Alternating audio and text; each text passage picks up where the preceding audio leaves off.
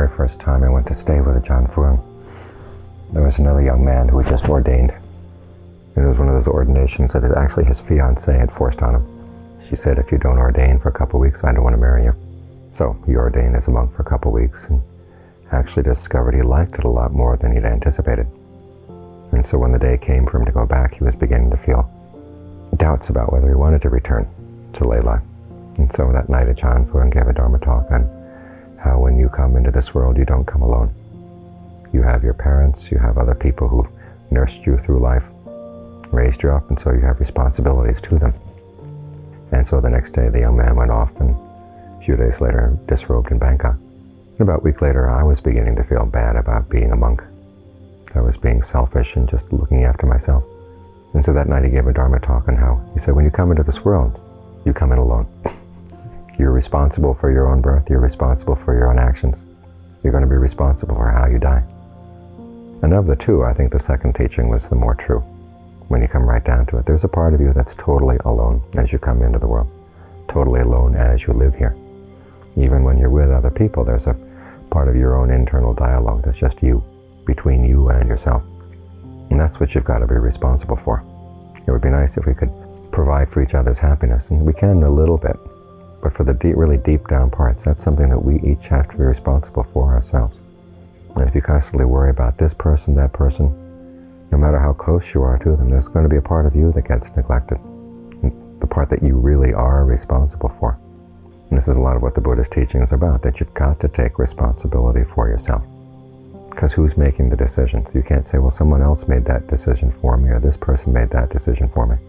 Because there's got to be part of you that decides to go along with them, for whatever reason. So you have to look at those reasons. It's not saying that what other people say is bad. The Buddha never said that, but he says you've got to take what other people say and look at what your mind says, and then examine both very carefully to see which is more appropriate, which really does correspond to the way things are, the way things should be, the most skillful way of reacting to a particular set of circumstances. And if you don't develop your own powers of mindfulness and alertness, your judgment is going to be clouded. So this is your first responsibility right here. Unfortunately, we have the example of the Buddha to show us how it's done. When we talk about taking refuge, it's not that the Buddha is going to come down and do things for us, but he's given us an example, how people make their own decisions, how they do it wisely, how they do it skillfully. When we think about the story of his life, it's amazing. He did one of the things that society really comes down hardest on. He left his wife right after she had given birth to a child. I can't think of any society anywhere in the world that condones that. And yet this is what he felt he had to do at that point. And it turned out ultimately that his decision was right. He was able to come back, and then he had something to offer to his wife and to his child. Nirvana, arahantship. And it's the poem they attribute to his wife. She said it was all the suffering was worth it, because he showed her the way that she could be responsible for herself and settle all the issues inside herself as well. The same goes for Rahula. He was able to settle all his issues too. That's the highest gift you can give to other people. And you can't give it to them unless you've been able to settle your issues first.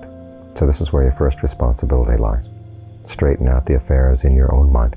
And then you're in a position to be an example to others, to actually explain things to others in a way that they can benefit from. So when you're meditating, this is precisely what you're doing. You're taking on responsibility for your own mind. It's not that we're sitting here and waiting for somebody else to come in and inspire us, or for some light to come floating in that will suddenly clear things up for us. We have to do the work. This is what the whole teaching on skillfulness is about. If there's any one teaching that's most central to what the Buddha had to teach, it's this issue of skillfulness. How do you develop a skill? And all of his teachings revolve around that. The Four Noble Truths deal with issues of, okay, well, there's suffering and there's lack of suffering. Which are the causes? Which are the effects? What do you do to bring about to an end of suffering? In other words, how do you arrange the issues in your mind skillfully so that they no longer lead to suffering? Even his teaching on causality, when you compare it to modern theories about learning, it tells precisely why it is that people are able to learn. Okay, there are feedback loops you can learn from.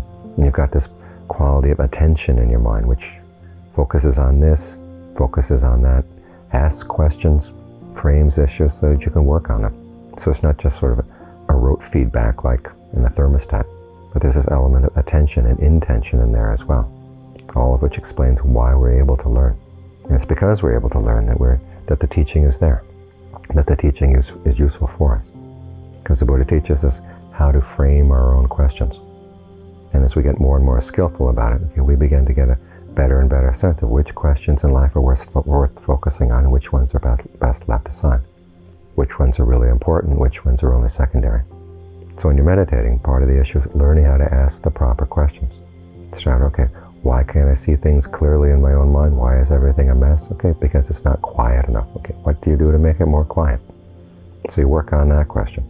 Then as it begins to settle down. Okay, what can you do when it attains a state of stillness? Okay, what have you done to get here? What do you do to keep here?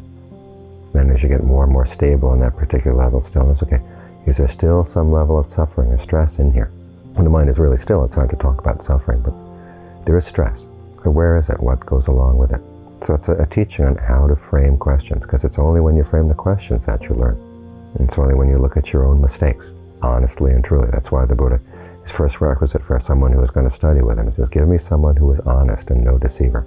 In other words, someone who will recognize his or her own mistakes and be willing to learn from it. Be able to ask, okay, what went wrong here? You start from the outside and you take that question deeper and deeper and deeper into the mind. And you begin to realize how many features of the mind's landscape are not a given, but they're actually a result of choices you've made.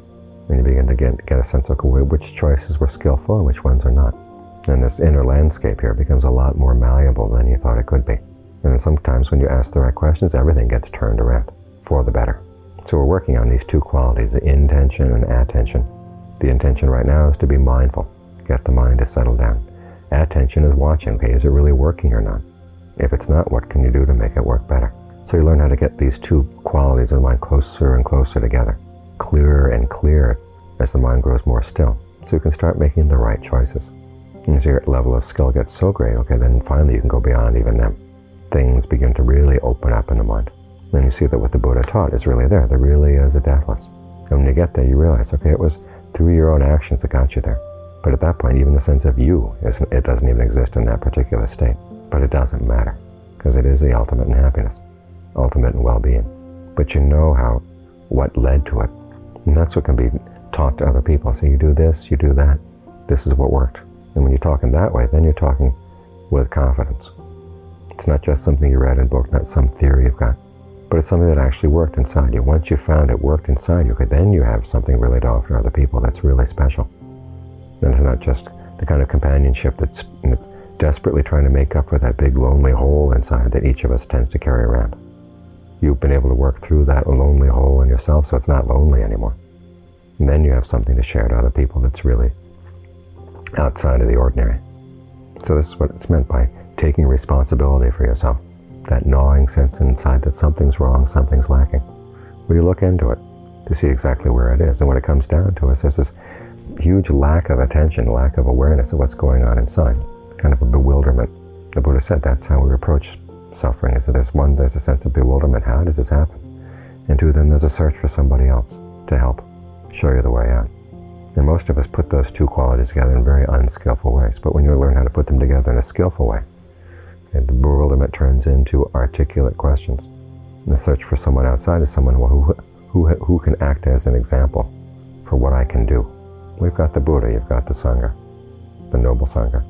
So once you take those two qualities of bewilderment and search and start learning how to use them skillfully, you get to the point where you really have ended the problem of suffering in the mind, in all of its manifestations. And then from that point on, you can do your best to help other people start turning their bewilderment and their search in skillful directions. But the help is really helpful only when you've taken care of your issues first, because those are the issues you've been carrying around for you don't know how long. Those are the issues that each of us carries around. We've been carrying around from the Buddhist point of view, for aeons and aeons. And this is the only way to work through them, so that the burden in the mind finally gets lifted. And that's when you've taken care of what really is your responsibility. From that point on, everything else is a gift.